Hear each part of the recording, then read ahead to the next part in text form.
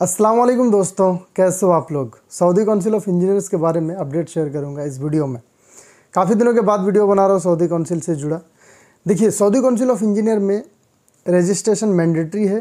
Technician का, operator का, engineer का, ये तो मालूम ही होगा, पिछला वीडियो में आप लोगों ने देखा होगा। अब देखिए भाई, सऊदी हुकूमत ने अचानक से ये रूल लागू किया था साल 2019 में कि जितना भी टेक्नीशियन है उनको भी मेंबरशिप लेना पड़ेगा, नहीं तो इकामा नहीं बनाएंगे। जिनको नहीं मालूम सऊदी काउंसिल के बारे में, उनको बेसिक चीज़ें बता दे रहा हूँ। सऊदी अरबिया में क्या होता था, पहले जितना भी इंजीनियर लोग जाते थे काम करने के लिए, उनका इंजीनियर का इकामा बनाने के लिए सऊदी काउंसिल ऑफ इंजीनियर एक संस्था है, वहाँ पे मेंबरशिप लेना पड़ता था। मेंबरशिप लेने के लिए उनको ये प्रूफ करना पड़ता था कि वो लोग पढ़े लिखे हैं, उनके पास डिग्री है और वो सच में इंजीनियर है। ये सिर्फ इंजीनियर के लिए होता था। फिर साल 2019 में सऊदी हुकूमत ने एक रूल लागू किया जिसमें उन्होंने ये कहा कि जितने भी ऑपरेटर्स हैं, टेक्नीशियंस हैं, उनको भी प्रूफ करना पड़ेगा कि उनके पास टेक्नीशियन होने का या ऑपरेटर होने का सर्टिफिकेट है। यूँ कह लीजिए डिप्लोमा है या फिर कोई भी ITI का सर्टिफिकेट है या फिर 5 साल से ज़्यादा उनके पास एक्सपीरियंस है। ये रूल लागू कर दिया सऊदी हुकूमत ने। अब देखिए, हम लोग जानते हैं भाई, अरब देश कौन लोग जाते हैं बेचारे, जो काम नहीं जानते, जो इंडिया में नहीं जानते। ज़्यादातर लोग, उनको एक लगता है कि अरब देश में जाके हम काम कर सकते हैं, चले जाते हैं वो लोग। जिनको काम का हुनर रहता है, पढ़े लिखे नहीं रहते, वो लोग चले जाते हैं। और बहुत सारे लोग आपको ऐसे मिलेंगे समाज में जिनको काम बहुत अच्छा आता है, लेकिन उनके पास, बेचारे के पास सर्टिफिकेट नहीं है। इसका मतलब क्या हुआ भाई, वो स्किल्ड वर्कर नहीं हुआ क्या? नहीं हुआ एक्चुअली, अभी सऊदी के रूल के अकॉर्डिंग। अगर आप काम बहुत अच्छा जानते हो, आपके पास ना एक्सपीरियंस है और ना सर्टिफिकेट है, तो फिर आप एलिजिबल नहीं हो सऊदी में काम करने के लिए, आपका इकामा नहीं बनेगा। ठीक है। अब अचानक से इस तरह का जब रूल लागू हुआ ना, बहुत सारे लोग सदमे में आ गए। मैंने ही कम से कम हज़ारों लोगों की नौकरी बचाई है अल्हम्दुलिल्लाह। और उस समय जो मुझे दुआ लगा है उनका फैमिली का, उसी का असर है आज मैं जहाँ पे भी हूँ। अल्लाह का लाख लाख शुक्र है। अब देखिए, उस समय क्या हुआ ना, बहुत सारे लोगों ने, कुछ नहीं था बेचारे के पास, इकामा नहीं बन रहा था, क्या करेंगे, वो फेक डाल दिया।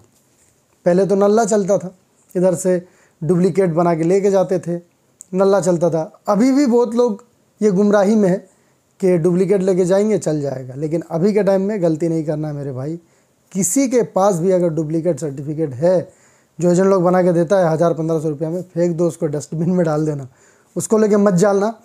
वो अगर सबमिट करोगे भारी मुसीबत में पड़ोगे। तो उस समय बहुत सारे लोगों ने ये मिस्टेक किया था, डुप्लीकेट सर्टिफिकेट डाल दिया। किसी का कंपनी ने, उनके पास जो पहले से सबमिट किया हुआ रहता था, वो कंपनी ने खुद ही डाल दिया, इसको पता ही नहीं है। तो जो लोग फेक डाले थे ना, उनके साथ में क्या हुआ था, उनका प्रोफाइल सस्पेंड कर दिया गया था। प्रोफाइल सस्पेंड हुआ, उसके बाद उनको जस्टिफिकेशन देने के लिए बोला गया कि आपने जो डाला था आप प्रूफ करो कि ये जेन्युइन है, नहीं तो फिर आपके ऊपर लीगल एक्शन लिया जाएगा। सऊदी काउंसिल वाले तो यही बोल रहे थे कि वेट करो, सुरता आपको कांटेक्ट करेगा या फिर मैसेज आएगा, कॉल आएगा मिनिस्ट्री ऑफ इंटीरियर की तरफ से।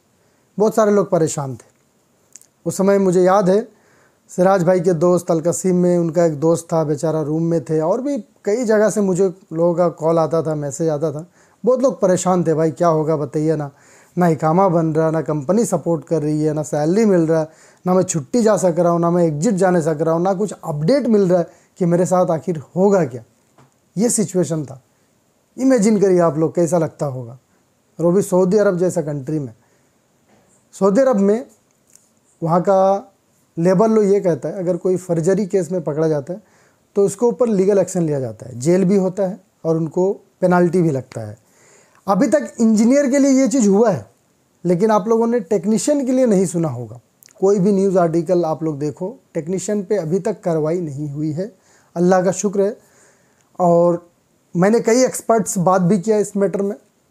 उनका ये कहना है कि सऊदी हुकूमत उन लोगों पे एक्शन ज़्यादा लेती है जिनके फर्जी होने के वजह से उनके कंट्री पे इम्पैक्ट पड़ सकता है। जैसे सिविल इंजीनियर हो गया, कोई सिविल इंजीनियर जो घर और बनाता है। अब मान लो कोई फेक सिविल इंजीनियर है, सच में वो क्वालिफाइड नहीं है, और उसने अगर कोई घर को डिज़ाइन करके बना दिया, काम कर लिया, तो हो सकता है वो घर गिर जाए बाद में। ऐसे इंजीनियर्स पे कार्रवाई होता है। या फिर कोई केमिकल इंजीनियर है, पढ़ा लिखा नहीं है, इस तरह का बहुत सारे एग्जाम्पल है। जिनके वजह से वहाँ के लोगों को रिस्क हो सकता है, वैसे लोगों पे जल्दी एक्शन लिया जाता है। अब टेक्नीशियन जो एसी टेक्नीशियन का काम कर रहे हैं, इलेक्ट्रीशियन का काम कर रहे हैं, बेचारा उनके वजह से क्या होगा, हो सकता है इस वजह से भी वहाँ की गवर्नमेंट ने कुछ छूट दिया होगा, वहाँ के जजों ने उनको कुछ रिलैक्स दिया होगा। तो अभी क्या हो रहा है ना, अगर आप लोग टेक्नीशियन कैटेगरी के हो, आपने फेक सर्टिफिकेट डाल दिया, आपका कंपनी हाथ खड़ी कर ली है, कोई सपोर्ट नहीं कर रहा, तो आप हमारे एम्बेसी में जा सकते हो। आप इंडियन एम्बेसी में जाइए, वहाँ पे आप रिपोर्ट कीजिए कि आपका इकामा नहीं बन रहा है, ऐसा ऐसा मसला है, एम्बेसी वाले आपको भेजेंगे इंडिया। जी हाँ, आप बिल्कुल सही सुन रहे हो भाई, एम्बेसी का हेल्प लेके वैसे लोग आ सकते हैं। तो ये बहुत अच्छा मौका है उन तमाम लोगों के लिए। अभी तक का मैं सिचुएशन बता रहा हूँ जिन्होंने फेक सर्टिफिकेट डाला था। वीडियो को शेयर करके सबको ज़रूर बता दीजिएगा।